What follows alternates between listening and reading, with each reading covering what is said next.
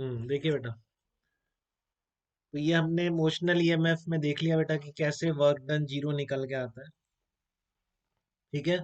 But board में आपको ऐसा कुछ भी एक्सप्लेन नहीं करना है, क्योंकि बोर्ड वालों को नहीं पता होगा ये सब। ठीक है ना। तो बोर्ड का एक स्टैंडर्ड क्वेश्चन आता है कि prove that generation of motional EMF follows the law of conservation of energy. ये बहुत ही स्टैंडर्ड क्वेश्चन है बोर्ड का कि prove that generation of motional EMF follows laws of conservation of energy. ठीक है ना। ये प्रूव करना है आपको कि during generation of motional EMF law of conservation of energy is followed. तो कैसे प्रूव करते हैं, इसमें एक स्टैंडर्ड प्रोसीजर बना रखा है। सब लोग देख लें इसको कि मान लो एक कांस्टेंट स्पीड से ये सब लिखना होता है, वो सब लिख देंगे आप। ठीक है ना। मैं बता रहा हूँ कि आप मान लो external force constant speed v से आप खींच रहे हो इसको, एक्सटर्नल फोर्स ने मेंटेन कर रखी है स्पीड। ठीक है। P Q will behave like a battery, तो आपका ये P Q as a battery बनाएगा और इस तरह का करंट चलाएगा। ये सब पता है, ये प्रोसेस पढ़ चुके हैं अपन अभी।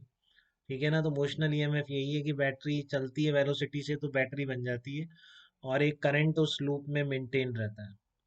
तो करंट इन द सर्किट कितना हो गया, I equals to B V L upon R हो गया। ठीक है। तो now force experienced by P Q कितना हो जाएगा, पी क्यू पे फोर्स कितना लगेगा, F equals to I L B. तो ये एफ आ गया B square L square V upon R. इसकी भी एक एक स्टेप ध्यान से देखेंगे, वैसे भी आना चाहिए सब चीजें आपको। प्रूफ के लिए आ जाए तो लिखना ही है बोर्ड में आपको। ठीक है ना। तो net force experience by P Q कितना आ गया आपके पास, B square L square V upon R आ गया। तो मैं कह रहा हूँ direction of force is opposite to the velocity of wire. Clear है ये भी। ठीक है। तो power spent by external agent in moving wire with constant velocity कितनी होगी।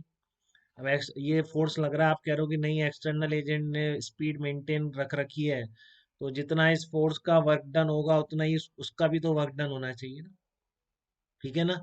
तो power spend by external agent in moving wire with constant velocity कितनी होगी, F vector dot v vector. इतना मैग्नेटिक फोर्स है तो कांस्टेंट वेलोसिटी के लिए एक्सटर्नल फोर्स भी इतना ही लगना पड़ेगा। ठीक है ना। तो power spend by external force कितना आ गया, B square L square we square upon R आ गया। इसको वी से मल्टीप्लाई कर दिया। तो ये भी आपसे इंडिविजुअली पूछ सकता है बेटा एकदम, कि कांस्टेंट स्पीड वी से उसको खींच रहे हैं, तो power supplied by external force in maintaining constant speed. तो बहुत सिंपल सी प्रोसेस है, आपने आई करंट चलाई उसमें, और मैग्नेटिक फोर्स के बराबर ही आपको एक्सटर्नल फोर्स लगाना पड़ेगा। तो एक्सटर्नल फोर्स की पावर सप्लाइड कितनी होगी, एफ इंटू बी। तो कितना आ गया आपको ये, B square L square we square upon R आ गया। ठीक है ना। B square L square we square upon R is the power supplied by external force in maintaining the velocity. ठीक है।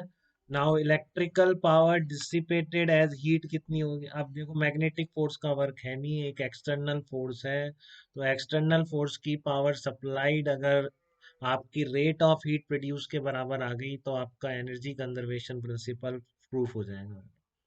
ठीक है ना। क्योंकि आपका जो मैग्नेटिक फोर्स वर्क कर नहीं सकता, बैटरी है नहीं, तो फिर वो कहाँ से पावर डिसिपेटेड आ रही है, तो वो एक्सटर्नल वर्क की वजह से आ रही है। तो अगर आप ये प्रूव करने में कामयाब हो गए कि जो आपने power supplied by external force in maintaining velocity v निकाली है, ठीक है, अगर वो रेट ऑफ हीट प्रोड्यूस के बराबर आ गया तो बिल्कुल आप प्रूव करने में कामयाब हो जाएंगे कि energy conservation principle motional EMF में फॉलो होता है। तो ध्यान से बोर्ड में यही लिखना है बेटा, वो पहले जो मैंने बताया वैसे नहीं लिखना है, उसे नहीं समझ आएगा आप क्या कहना चाह रहे हैं। ठीक है। और वैसे भी आपको ये प्रूफ नहीं करना है कि नेट वर्क डन जीरो होता है, आपको एनर्जी कंजर्वेशन प्रिंसिपल का, तो आप यहाँ पे ये मान के ही चल रहे हैं। तो आप ये मान के ही चल रहे हैं आपकी, जो आपका मैग्नेटिक फोर्स का वर्क डन है वो जीरो हुआ, वो पता कहाँ से पड़ा, वो आपको पता पड़ गया कि कैसे जीरो हुआ। ठीक है ना। बट एनसीईआरटी ने डायरेक्टली मान के इस एनर्जी कंजर्वेशन को प्रूफ किया है। तो नाउ इलेक्ट्रिकल पावर डिसिपेटेड है हीट कितना हो गया, B square L square we square upon R, वही आई स्क्वायर इंटू आर से, आर रेजिस्टेंस है। ठीक है ना। आर क्या है आपका रेजिस्टेंस, यहाँ पे लिखा ना आपने, इसलिए लूप का रेजिस्टेंस लिख दिया। तो आई स्क्वायर इंटू आर, उसमें पावर डिसिपेटेड आई यहाँ से निकाल लिया आपने, ये रहा। और रेजिस्टेंस है तो क्या निकल के आ रहा है, देख लो आप, दोनों बराबर आ रही है कि नहीं आ रही। From equation 3 and 4, P1 equal to P2 and motional EMF follows law of conservation of energy. ठीक है। Mechanical energy needed to move the wire PQ is converted into electrical energy and then into thermal energy। ठीक है। तो वहां पर इसको अगर constant speed maintain करने के लिए एक्सटर्नल फोर्स जो वर्क लगा रहा है उसी की power in the terms of heat निकल रही है। ठीक है ना। तो अब इसी का रिलेटेड मैं क्वेश्चन कराऊंगा दोबारा, तो ध्यान से गलत मत करना। ठीक है ना, सारी कंसेप्ट एनर्जी से रिलेटेड मैंने आपको यहाँ बता दी। तो अब दोबारा चीजें गलत नहीं होनी चाहिए। ठीक है बेटा। ये पूछ सकता है आपको, इस तरह का क्वेश्चन ध्यान रखें, कांस्टेंट स्पीड v से ले जाने के लिए कितनी पावर लगानी पड़ेगी, power supplied by external force, तो वो उतनी है जितनी की हीट प्रोड्यूस पर सेकेंड। ठीक है।